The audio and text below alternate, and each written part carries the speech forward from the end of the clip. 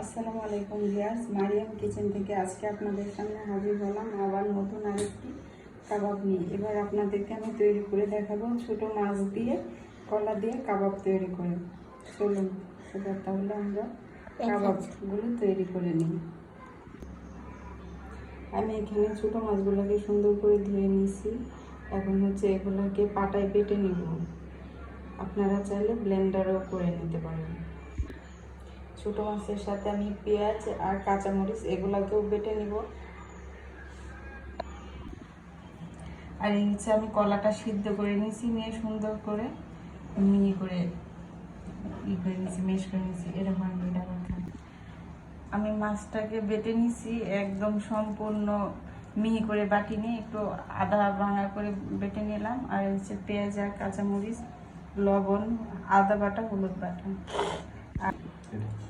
আমি প্রথমে দিয়ে দিচ্ছি এখানে কলা সিদ্ধটা, তারপরে দিয়ে দিচ্ছি মাছ। আপনারা মাছের থেকে কলাটা একটু কম নেবেন।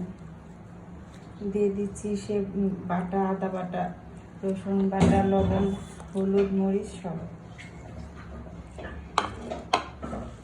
এবং সবকটা একসাথে মিক্সড করে নেব।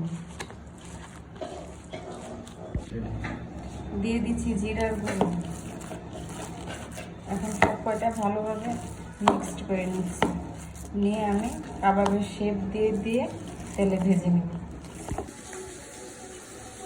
আমি এর সাথে অ্যাড করে দিব কর্নফ্লাওয়ার, তাহলে বাইন্ডিংটা অনেক সুন্দর হবে। আমি অল্প করে কর্নফ্লাওয়ার দিয়ে দিলাম। আমি সব কটি কাবাব বানিয়ে নিয়েছি। এখন আমি তেলে দিয়ে ভেজে নেব।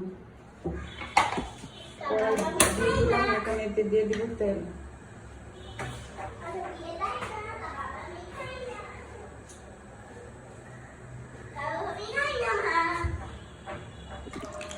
এখন আমি এক এক করে সব কটি কাবাব দিয়ে দিচ্ছি তেল।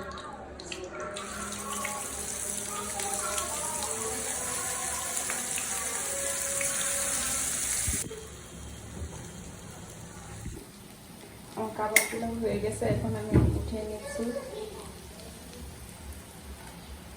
সবাই বাসায় এভাবে ট্রাই করবেন। ভিডিওটা ভালো লাগলে শেয়ার করে দিবেন।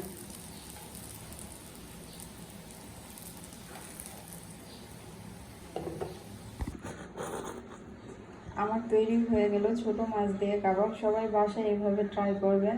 কেমন হয়েছে কমেন্টসে জানাবেন। ভিডিওটা ভালো লাগলে শেয়ার করে দিবেন। সবাই ভালো থাকবেন, সুস্থ থাকবেন, নিজের যত্ন নেবেন, নিজেকে ভালোবাসবেন, প্রাণ খুলে হাসবেন। আল্লাহ হাফিজ।